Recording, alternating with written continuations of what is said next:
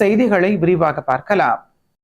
பாஜக எம்எல்ஏவை தேர்ந்தெடுத்தால்தான் மதுரைக்கு மெட்ரோ தருவோம் என்று பேரம் பேசுவதும் பிளாக்மெயில் செய்வதும் தான் மகாராஷ்டிரா முதலமைச்சரின் வேலையா என முதலமைச்சர் மு.க.ஸ்டாலின் கண்டனம் தெரிவித்துள்ளார்.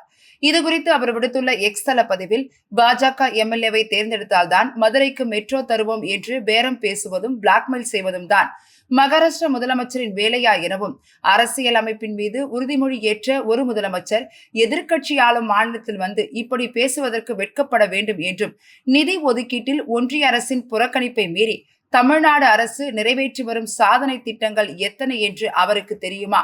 தெரியாவிட்டால் கேட்டு தெரிந்து கொண்டு பேச வேண்டும் என குறிப்பிட்டுள்ளார். டபுள் என்ஜின் என்று நீங்கள் பீற்றும் டப்பா என்ஜின் மாநிலங்களை தாண்டி திராவிட மாடல் ஆளும் தமிழ்நாடுதான் டபுள் டிஜிட் பொருளாதார வளர்ச்சியை சாதித்துள்ளது என்பது நினைவில் இருக்கட்டும் என்று முதலமைச்சர் மு.க.ஸ்டாலின் விமர்சித்துள்ளார்.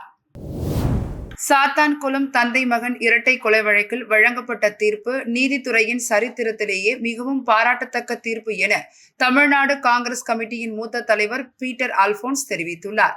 சென்னை சத்தியமூர்த்தி பவனில் தமிழ்நாடு காங்கிரஸ் கமிட்டியின் மூத்த தலைவர் பீட்டர் அல்போன்ஸ் செய்தியாளர்களை சந்தித்தார்.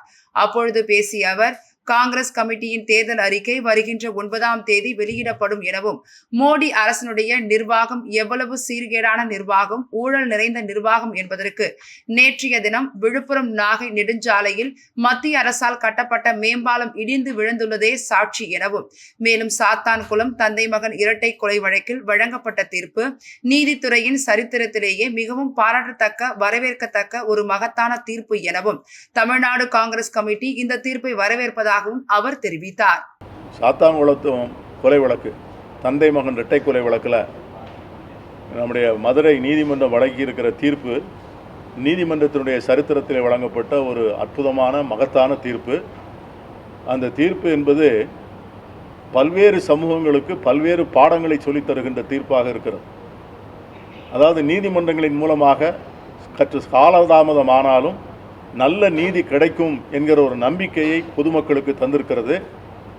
பாதிக்கப்பட்ட தங்கள் தந்தையை சகோதரனை இழந்த அந்த குடும்பத்திற்கு நீதி கிடைத்திருக்கிறது என்கிற திருப்தியை தந்திருக்கிறது.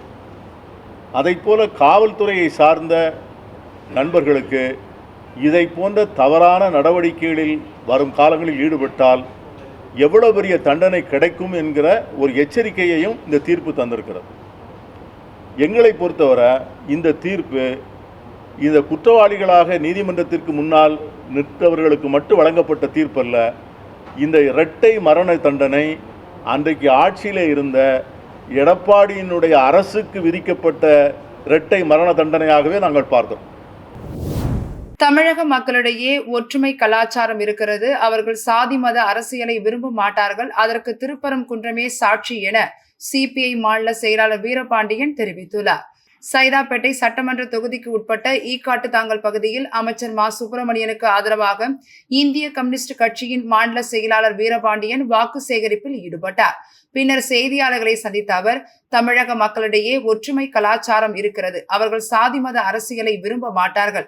அதற்கு திருப்பரங்குன்றமே சாட்சி எனவும், தமிழ்நாடு முதலமைச்சரின் பேச்சும் அணுகுமுறையும் வெற்றிக்கான வாய்ப்பை மென்மேலும் அதிகரித்து வருவதாக அவர் தெரிவித்தார்.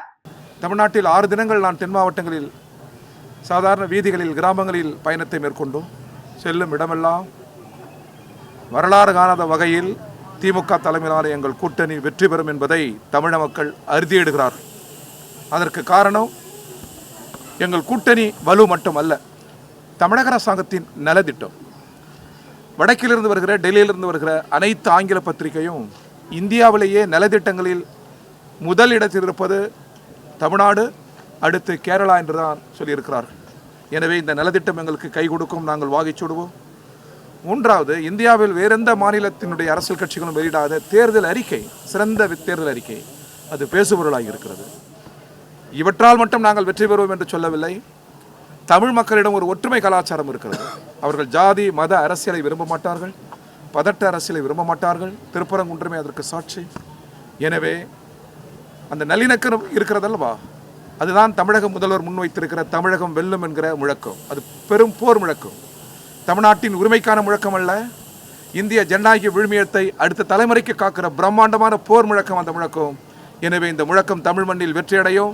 ஒரு புதிய திசையை தமிழ் மண் இந்தியாவிற்கு அளிக்கும் என்கிற நம்பிக்கையில் எங்கள் கூட்டணி மகத்தான வாகைச்சூடும். பாஜகவுடன் கூட்டணி வைத்த பீகார், மகாராஷ்டிராவின் நிலைமை தமிழ்நாட்டிலும் அதிமுகவிற்கு வரும் என தூத்துக்குடி நாடாளுமன்ற உறுப்பினர் கனிமொழி தெரிவித்துள்ளார். திருத்தணி தேமுதிக வேட்பாளர் டி. கிருஷ்ணமூர்த்தியை ஆதரித்து தூத்துக்குடி நாடாளுமன்ற உறுப்பினர் கனிமொழி கருணாநிதி இன்று தீவிர வாக்கு சேகரிப்பில் ஈடுபட்டார். அப்பொழுது பேசிய அவர், முதலமைச்சர் மு.க.ஸ்டாலின் தேர்தல் வாக்குறுதிகள் முழுமையாக நிறைவேற்றியதால் தான் தேர்தலில் மக்களை சந்தித்து வருகிறோம் எனவும், எதிர் அணியில் உள்ள அதிமுக கடந்த 2016 அறிவித்த இலவச செல்போன் வாக்குறுதி நிறைவேற்றப்பட்டதா என்று சிந்திக்க வேண்டும் என கூறிய அவர், பாஜகவுடன் கூட்டணி வைத்த பீகார், மகாராஷ்டிராவின் நிலைமைதான் தமிழ்நாட்டிலும் அதிமுகவிற்கு வரும் என விமர்சித்தார். பிஜேபியோட கூட்டணி வச்சீங்கன்னா காணா போயிடும். பீகார்ல நிதிஷ்குமார் அவர்களுடைய நிலைமை என்னாச்சு? முதலமைச்சராக இருக்க வேண்டியவர் இப்ப ராஜ்யசபால உறுப்பினரா இருக்கார். அவங்களோட மகாராஷ்டிரத்துல கூட்டணி வச்சவங்க, அவங்களோட மற்ற இடங்கள் எல்லாம் கூட்டணி வச்சவங்க இன்னைக்கு எங்க இருக்காங்கன்னு தெரியல. அதனால நம்ம எடப்பாடி பழனிசாமி அவர்கள் ஜாக்கிரதையா இருக்கணும். போற போக்குல ஏதாவது ஒரு மாநிலத்துக்கு கவர்னரா தான் அவர் அனுப்ப போறாங்க. அதுவும் பண்ணுவாங்களா இல்லையான்னு தெரியல. அது அமித்ஷா அவர்கள் மனசு வச்சா ஒருவேளை அனுப்புவாங்க. ஏன்னா இப்ப அண்ணா திமுகங்கிறது கிட்டத்தட்ட அமித்ஷா திமுக அப்படின்னு சொல்லக்கூடிய அளவுக்கு அவர்களோடு கைகட்டி நிற்கக்கூடியவர்களாக மாறிவிட்டீர்கள். சென்னையில் ஆபரண தங்கத்தின் விலை சவரனுக்கு 1040 ரூபாய் குறைந்து ஒரு சவரன் 1,10,880 ரூபாய்க்கு விற்பனை செய்யப்படுகிறது. சென்னையில் ஆபரண தங்கத்தின் விலை கடந்த சில மாதங்களாக வரலாறு காணாத வகையில் உயர்ந்து பெரும் அச்சத்தை ஏற்படுத்தி வருகிறது.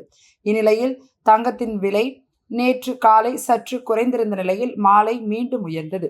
இந்நிலையில் இன்று சற்று குறைந்துள்ளது. அதன்படி சென்னையில் ஆபரண தங்கத்தின் விலை சவரனுக்கு 1040 ரூபாய் குறைந்து ஒரு சவரன் 1,10,880 ரூபாய்க்கும், கிராமிற்கு 130 ரூபாய் குறைந்து ஒரு கிராம் 13,860 ரூபாய்க்கும் விற்பனை செய்யப்படுகிறது. தங்கத்தை போன்று வெள்ளியின் விலையும் குறைந்துள்ளது.